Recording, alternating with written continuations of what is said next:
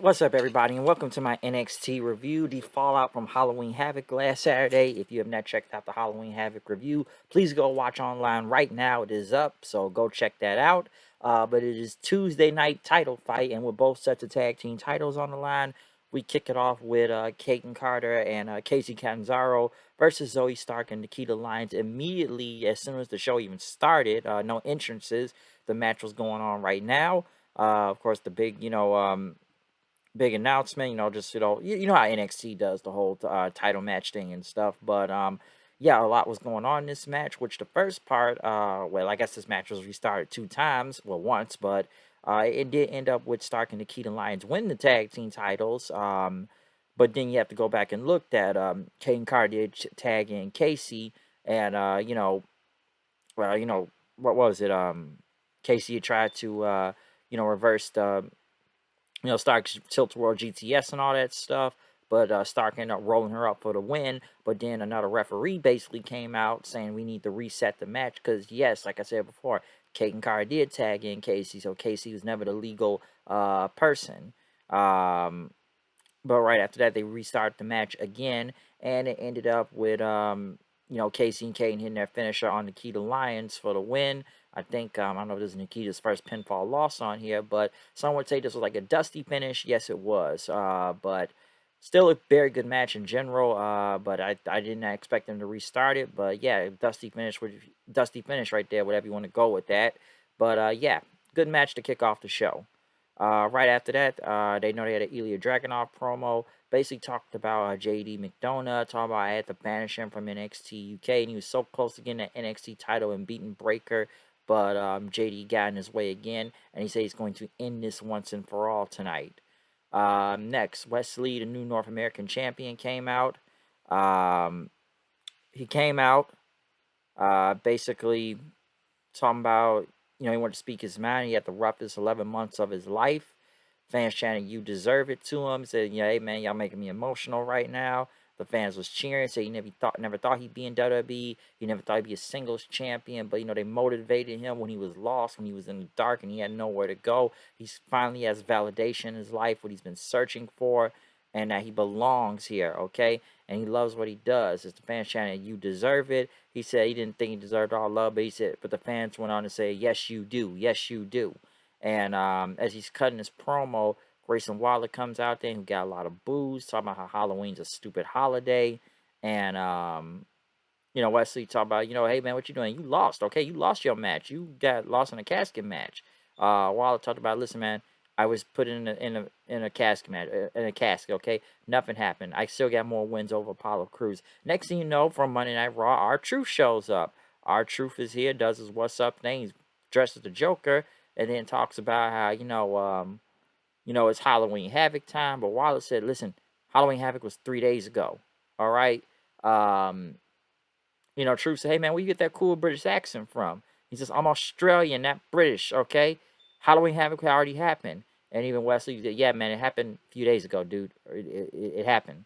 But Truth said, you won. Yeah, I won this title. Yeah. Good, congratulations. But, Apollo Crews, he beat Waller. Oh, he did? Oh, man, Apollo Crews pretty nice, man. So, he got him, man. That's good. But Grayson Waller challenged him to a match next week. Tried to take out Truth. Truth dodged him. And stuff. Wesley also hitting some punches on him as they took him out, and they did the what's up thing after that. So good to see our Truth in general back on TV. Didn't expect him to see on NXT, but as my friend Steven would say, yeah, that young up and comer, our Truth, man, the guy's a blue chipper in this business right now. Watch out for him. But yeah, like I said, after you know, my bad. Wesley lost my train of thought right there, but yeah, Wesley and Truth was good. Good Wesley promo. Basically talking about all the stuff he's had to go through. Like I said, it's a pretty big thing for him because let's remember, like I said before, and I said this in the review, this guy was the tag team champion with his partner earlier in the year, but unfortunately, he was fired, and nobody knew where he was gonna go, but it's gotten better for him. Apollo Crews has to say he has another vision or something about Truth. And basically talked about Braun Breaker. He's interested to see what's going to go on with him next week. Shotzi Blackheart did have her tank to go against Lash Legend. The match was okay. I will say that. Shotzi ended up getting the win though. But like I said, it's a last legend match. But then again, she's out there with someone. Like I said, she's out there with Shotzi, so the match was okay. I will say that. Um, right after the Creed brothers came out, Brutus Creed wanted his shot at Damon Kemp. Damon Kemp basically went on to say, hey, I'm not medically cleared, all right? So you're not going to get a piece of me, all right? And listen, man, you'll get your 5 minutes sometime later, but not now. It's not going to happen. And it's gonna, in my plan, it's gonna be more worse on both of you guys. Next thing you know, Veer and Sangha came out and attacked them. Sangha looked like he didn't want to attack the Creed brothers all the way, but Veer ended up taking them out almost on his own. Ivy now just kind of looked up Sangha and said, "Why? Why, huh? Why?" As she walked to help the Diamond Man in.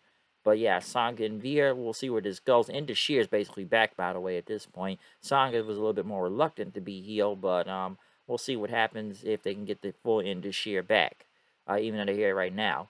Toxic Attraction was talking about the whole 1 year celebration of Mandy next week with the title. So they're all doing like a video chat thing. Pretty Deadly went against Idris Enofe and Malik Blade for the tag team titles. I enjoyed this match. Really good match. I think Blade and Enofe were going to win. No, but they had a really good match out there with Pretty Deadly. Pretty Deadly ended up getting the win with the spilled milk. So I enjoyed this. This was not a bad match at all. And whatnot. So, like I said, they end up winning, so good. So he Stark talked about how they were so close to the titles. Nikita Lyons had apologized, but Stark says, no, we're going to get our rematch for those tag team titles.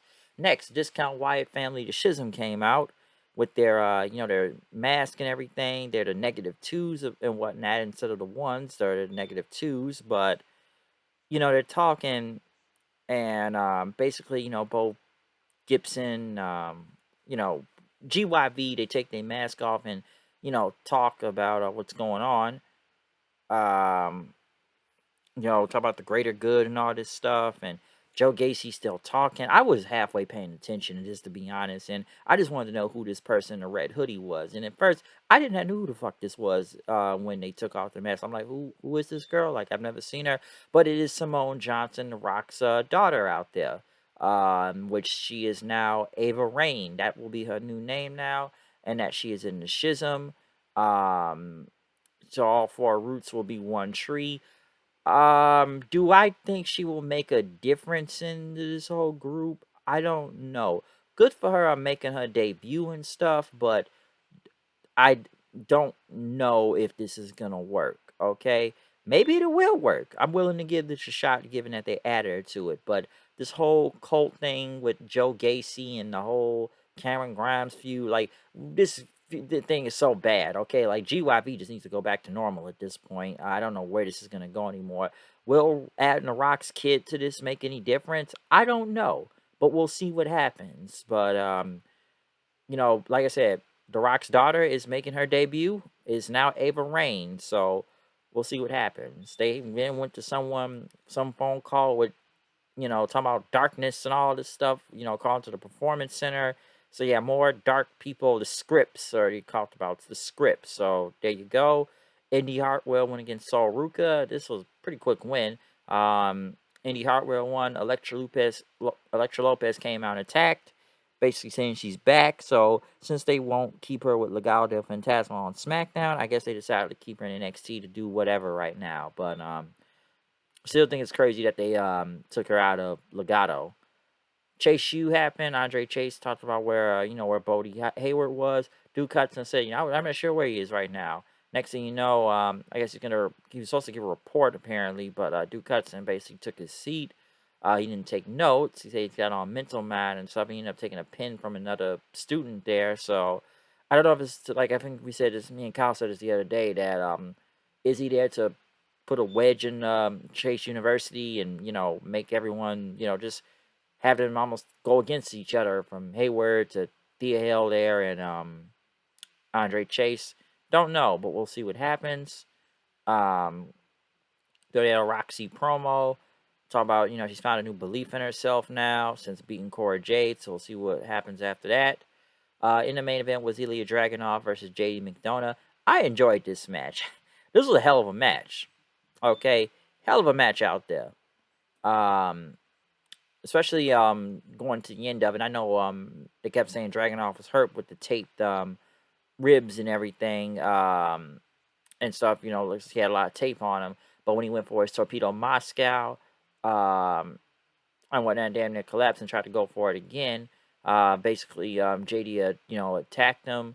Well, he got him in a rear naked choke, and basically almost got him like to a crossface. It's like blood just coming from his nose and his mouth, and like almost like choking the brain out, so he couldn't breathe damn near, which ended up being a ref stoppage then. So Dragunov never tapped out or anything. The ref just stopped the match after McDonough, which just kept choking him out, and he couldn't wake up after that. So I enjoyed this main event. So with McDonough winning, will he still be going for the title? I don't know, but we'll see what happens. But like I said, this is just a fallout show from NXT, so a lot of feuds either being set up right now or just trying to move on and see what happens next. Since the next thing is Deadline, it's called NXT Deadline. Go to Ring of Honor the same day, so we'll see what happens from there. But yeah, other than the fallout and Rock's kid being there, we'll see what happens after that. Other than that, comment, subscribe, follow me on Twitter, Hood Knight 890. I'll see y'all then. Peace out.